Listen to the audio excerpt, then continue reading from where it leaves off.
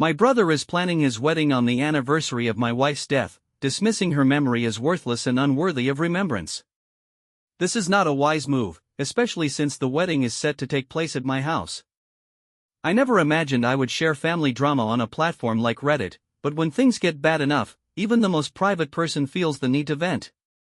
So here I am, hoping this will bring me some clarity or at least provide some relief by getting it off my chest. I'm a 56-year-old widower grappling with the selfishness of my brother, Marcus, who is 47. He's nearly a decade younger than me and has always found a way to get what he wants, but this time he has crossed a line. To give you some background, my wife passed away 3 years ago, and I think about her every day.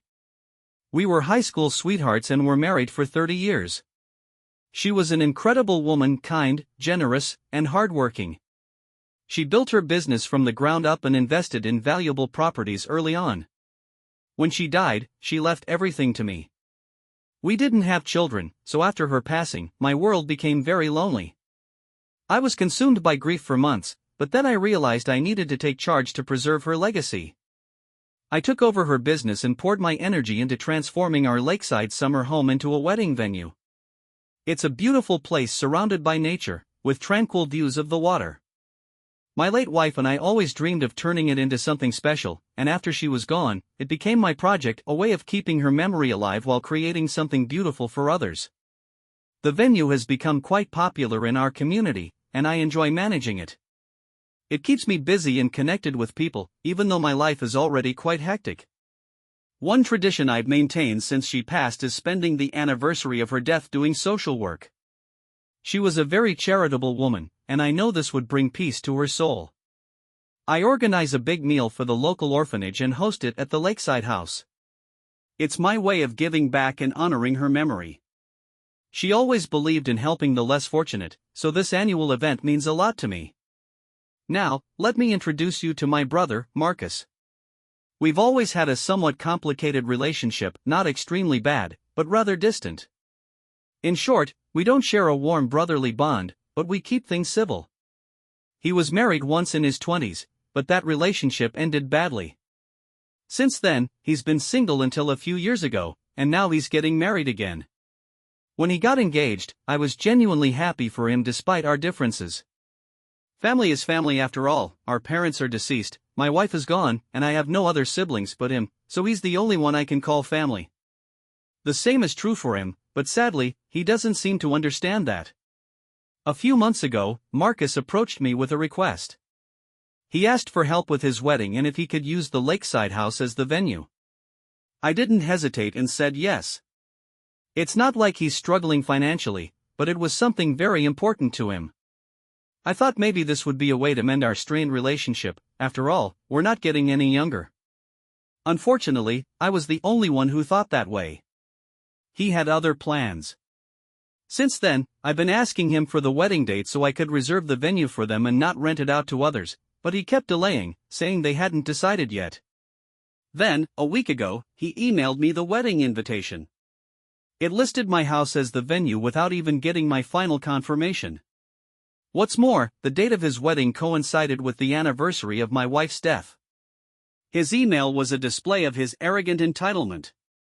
After I had clearly told him that November 3rd was reserved for social activities, he still planned his wedding for that day. If I give him the benefit of the doubt, maybe he didn't remember the date, but he could have consulted me before sending out the invitations. But he didn't. I called him immediately to discuss the issue again.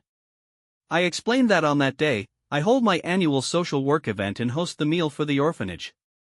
He remained silent, perhaps seething on the other end. I gently asked if he would consider changing the date. There was still enough time to reschedule, and I was more than willing to help him make the arrangements. But he was adamant about the date, saying it was his fiancée who wanted to get married on that day because they had special memories and wanted to commemorate them with the wedding. I told him I understood the sentiment, but that day also meant a lot to me. He became furious, saying he had already sent out the invitations. My uncle, who lives with his son, recently visited them and was gossiping with his child. During their conversation, my uncle overheard Marcus saying that he had deliberately chosen the anniversary of my wife's death for his wedding. He wanted to hurt me, to make me feel lonely and miserable, and to remind me of my empty life. Apparently, he was jealous of my wife's success and my love life. I had a stable marriage and lived a comfortable life, while he had always struggled financially and in his relationships. He even mentioned that he had wanted to seduce my wife but never had the chance. He thought that celebrating his wedding at my house on that day would make me feel miserable about my lonely existence. Hearing this made my stomach churn. Until then, I was determined not to let him hold his wedding at my house, but now I wanted to do something even more impactful, something he would remember for the rest of his life. I already had some plans in mind, but I also wanted to seek advice on whether taking revenge on him was truly worth it. Right now, I was so angry that I couldn't think clearly. Thank you for the mixed comments on my previous post, I appreciate each and every one of them. I'm sorry I can't reveal the location of my lakeside house. I know sharing it here could help my business, but I want to keep my identity anonymous. Now, for the updates, I was devastated. The fact that my own brother would go to such lengths to be so cruel to me was almost unbearable. But after the tears, anger took over, a cold anger that settled in my bones. He wanted to play games? Fine, I would play too, but I was going to win. In my first post, I mentioned I had plans but didn't reveal them because I don't believe in showing my cards until the last moment. So here's what I did. I called him and said I had reconsidered and was now willing to let him have the wedding at my house on November 3rd. He thanked me and said he had overreacted, that his intentions were only for my well-being. I played my part perfectly, even offering to help with the preparations, but he insisted that he and his fiancée could handle it. He had no idea what was coming. The week leading up to the wedding was hectic. Marcus and his fiancée were busy finalizing details, and I pretended to be the diligent brother, offering advice and support when needed. But behind the scenes, I was planning my little surprise. I felt a bit wicked doing it, but it was necessary. The big day finally arrived. Marcus's guests were scheduled to start arriving at the house around 11 a.m., but they didn't know that morning, they wouldn't be getting anywhere near the property. I hired extra security for the venue. The house has 3 entrances, and I placed guards at each one with strict instructions not to let anyone in. I personally locked the gates and made sure everything was secure. My phone started ringing almost immediately. Marcus was freaking out, screaming over the phone that I was ruining his wedding, that I was a monster, that he was going to sue me and disown me, everything you can imagine. I didn't say a word, I quietly hung up and blocked his number. I stayed in the attic of the house and watched the chaos unfold. The house is far from the city, so Marcus and his fiancée took a while to arrive. They tried to force their way in, but security confronted them. Soon, their family arrived as well. They were confused and frustrated, some tried to reason with the guards, but no one got past that gate.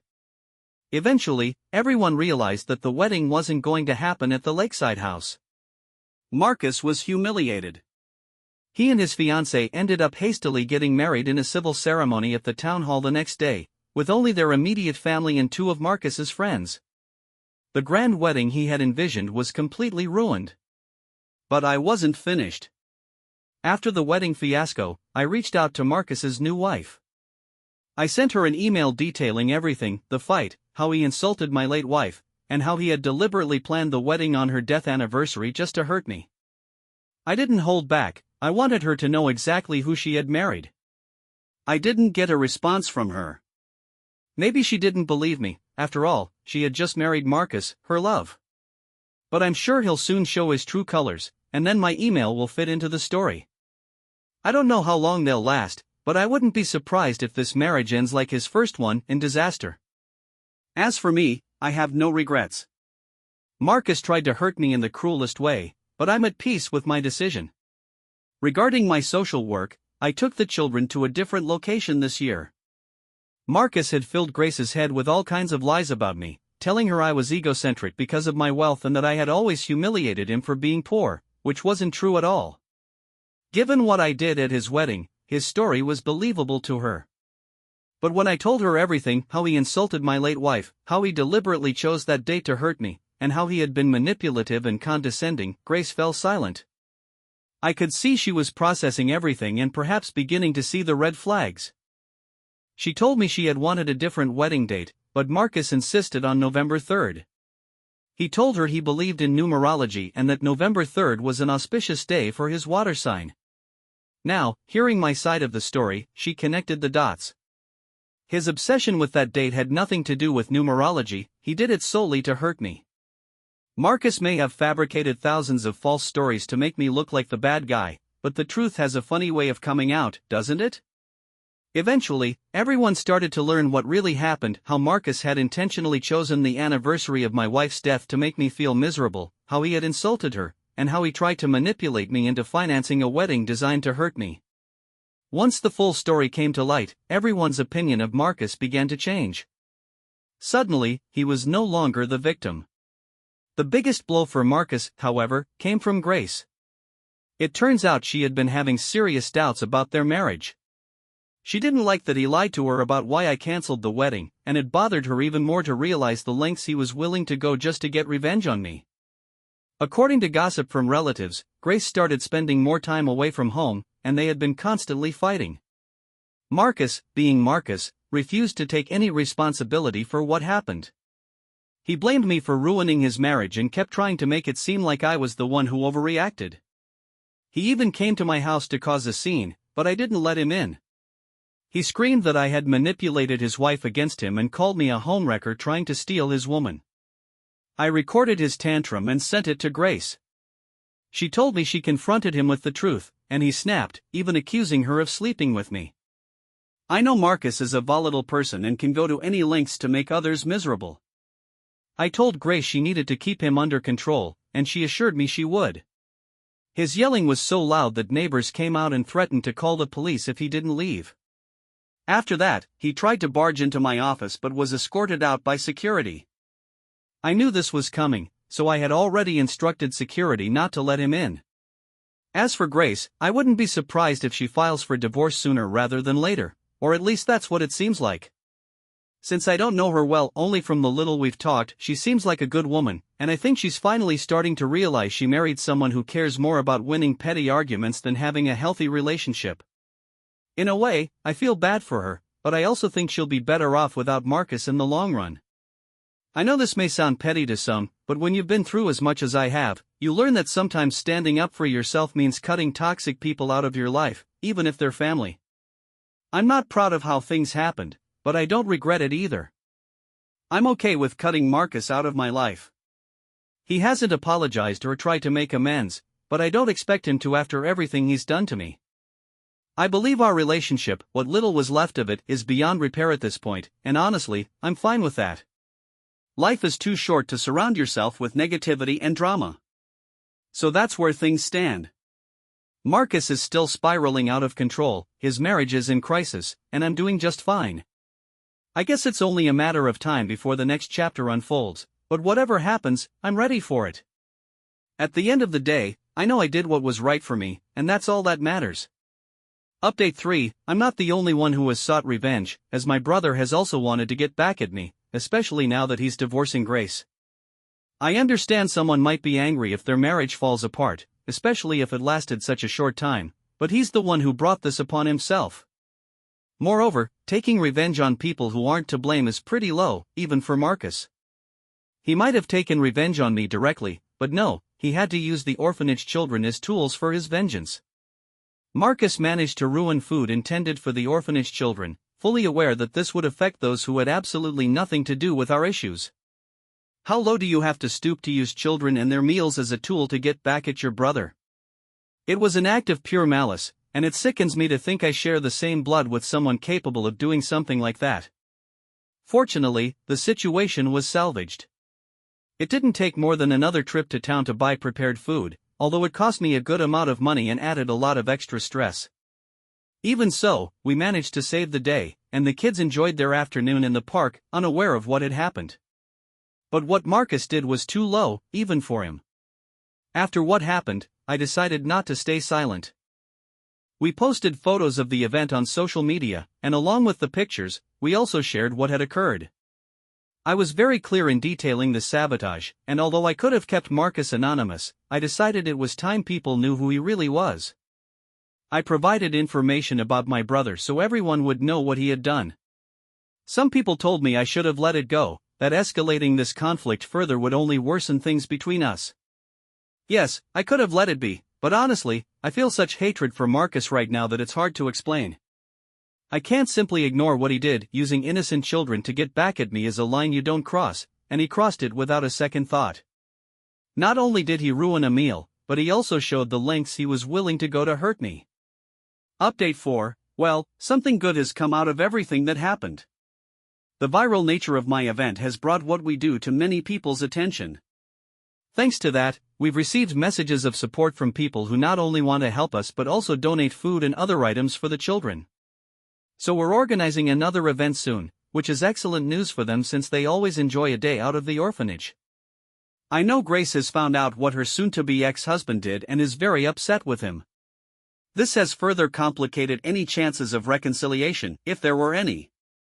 After everything that's happened, it seems that relationship is reaching its inevitable end. On the other hand, Marcus has had to hide or delete his social media due to the harassment he's received after exposing what he did. I don't approve of harassment per se, but seeing that many people are pointing him out as the villain in this story must have been a reality check for him. Sometimes people only learn when they see the consequences of their actions reflected in others' eyes. It's ironic to think that Marcus tried to mock me for being a lonely man, but in the end, the one who's ending up completely alone is him. Meanwhile, the best part for me is that even though I no longer have blood family around me, I have the children and all the people who are helping me with these events. Now more than ever, I don't feel alone at all, and that's what's most important. Update 5, 6 months later, it's been half a year since my last update, and life has taken some unexpected turns. The dust has settled on the drama with Marcus, but the consequences continue to ripple through both our lives. First, Grace and Marcus's divorce was finalized 3 months ago. As I predicted, their marriage didn't survive the revelations about Marcus's true character. Grace actually reached out to me afterward, and we've developed an unexpected friendship. She's intelligent and kind of qualities Marcus never appreciated. She's helped with several of our charity events for the orphanage, bringing her expertise in event planning that has elevated our gatherings significantly. Marcus, meanwhile, has moved to a different city. From what I hear through mutual acquaintances, he's struggling. The social media exposure of his sabotage of the orphanage meal has followed him, making it difficult for him to rebuild his reputation. He tried calling me once, leaving a voicemail that was more accusatory than apologetic, blaming me for destroying his life. I deleted it without responding. The lakeside house venue business has flourished beyond my expectations. After our story went viral, bookings increased dramatically. People were touched by the tale of a widower honoring his late wife's memory through charitable work, and many couples now specifically request to hold their weddings here because they want to support our cause. A portion of every booking now goes directly to the orphanage fund. As for my personal life, something unexpected happened. Among the many people who reached out after our story went viral was Catherine, a childhood friend of my late wife. She lives in a neighboring state and recognized our lakeside property in the photos. She contacted me initially to share memories of my wife from their youth, stories I'd never heard before. Our correspondence started with emails about my wife, then phone calls.